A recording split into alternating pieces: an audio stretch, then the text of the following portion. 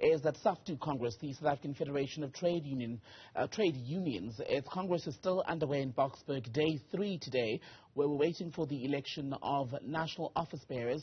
Now, yesterday, former Gauteng Premier Mbhazima Shilowa, who was also COSATU Secretary General, addressed the Congress and pleaded really with the members of the Union Federation to focus more on unity and internal dispute resolution. There were issues at the heart of it as disagreement between Zwelinzima of the current leadership and NUMSA, the largest member as far as union representation and membership is concerned of SAFTU. Let's talk about the Congress now with Mbhazima Shilowa, who joins us by phone, I believe. Mr. Shilowa, very good afternoon to you. Thank you for your time and patience today. So, after your address at the Congress yesterday, they moved on to a vote on the reinstatement of those 4 national office bearers who were suspended a few months ago. That NUMSA motion was then defeated. Where does it leave, do you think, the unity which you encouraged yesterday? Hi, Temekile. It's really just a pity because, firstly, you don't even vote on constitutional matters. The fact that they had to vote on whether or not the decision of the office bearers to follow the Constitution was correct or not just shows you how divided they may be, or if not divided, at least the extent to which positions have been entrenched. But again, one would have thought that once they have resolved that issue, they will then go into commissions, nominate for new office bearers.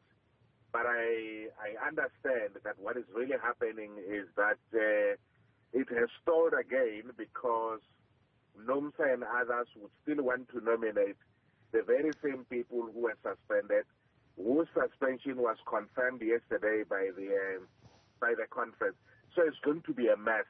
I wouldn't be surprised if it collapses, or at least if a section walks out, because normally people with numbers leave and threaten to go to court. And you talk about numbers. It was quite close because those who voted for the suspended office bearers to remain suspended, that was 376 votes to the 325 that voted with NUMSA for them or for the suspensions to be lifted.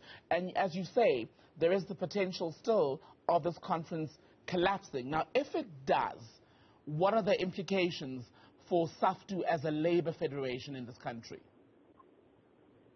I think that it would mean a potential split is on its way. Because, even there, it's very clear that if you were to just take FAO, SAPU, and NUMSA together, they've got the numbers to determine the Congress. The fact that they are not able to means that within their own ranks, there's also no agreement. So I think others who say, let's continue, who tell them where to go off, are also aware that there's those decisions either internally, but also in terms of each province where some of those delegates are coming from. You may find that because there are also people in KZN, in the Eastern Cape, that are at loggerheads within NUMSA with Jim, some of whom have been suspended. They may have decided that, look, we're not going to hear from him. But I think it will really be a pity for SAFTU because very few people are going to want to have anything to do with them because they are going to say, all you're really concerned about is yourselves. Like I said to them yesterday, there are many people out there who would want to join the unions, but we have decided, you know what, this thing is not worth it. It's just simply about leadership. It's about investment companies, and it's about positions. I want to take that, what you mentioned, the issue around Irvin Jim, who's the leader of NUMSA, because the division in SAFTU at the moment has been given 2 personalities. You've got a pro-Vavi section of the unions, and you've got NUMSA and others in one corner being led by Irvin Jim. Can unity happen while the 2 men are still in post as leaders? Well, unity can happen, but obviously, to an extent that NUMSA is the biggest affiliate, it would always have more people both in the executive as well as in the the Congress. I think Vavi is a strong personality, and I think Jim underestimate him at his own peril. He understands the Constitution. He's been running organizations. I mean, by 1991, he was already the regional secretary of the Western Transvaal. He later came into COSATU as one of the organizers, was my deputy from 1991. So he does understand how to run organizations, and I'm sure he himself is not prone to lobbying. But why then would two men who are very familiar with how infighting can destroy or damage trade union federations, as per what happened when we were ultimately coming up to the exit of Vavi and the NUM from the COSATU umbrella, why does it appear that they've still not learned those lessons this time round, that self-interest can be damaging to the overall federation and indeed the interests of the workers? Because it may be that at that time it was just a unit of convenience. And now where they are, everyone says, look, there are huge differences. Look, I know that the differences are not personal. They are political and they are ideological. From where I see it, it would appear it has to do with which direction is SAFTU going to take. Is it going to become in alliance with another party led by NUMSA that was attempted, went to contest the elections, failed dismally. And I think what they really would now want is to be able to use SAFTU for that. And Vavi is saying, or some of those that are with him are saying, look, we've seen this movie before. It doesn't end very well. We're not going that route.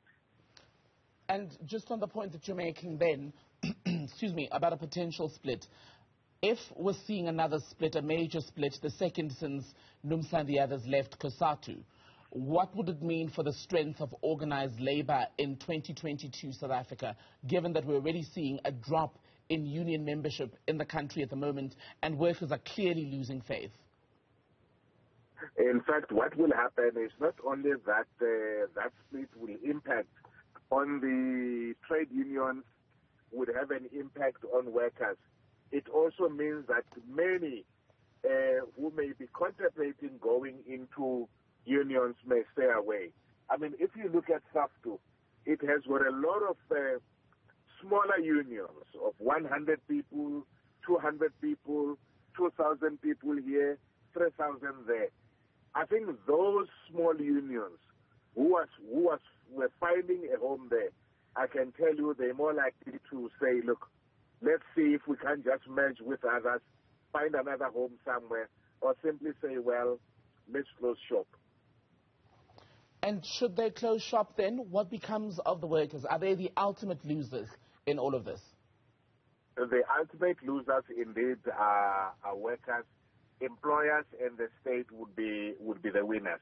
Look, even if there's differences between, say, NUMSA and NUM, but a strong NUM, a strong NUMSA is still able, to engage ESCOM together in the same way that AMCU and NUM may not be in the same federation, but because they are strong, they can work together.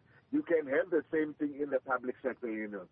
But once NUMSA splits, once the police union splits and so forth, it's going to be just a complete mess. Mbhazima Shilowa, thank you very much for speaking to us today. Thank you very much, Thank you, sir.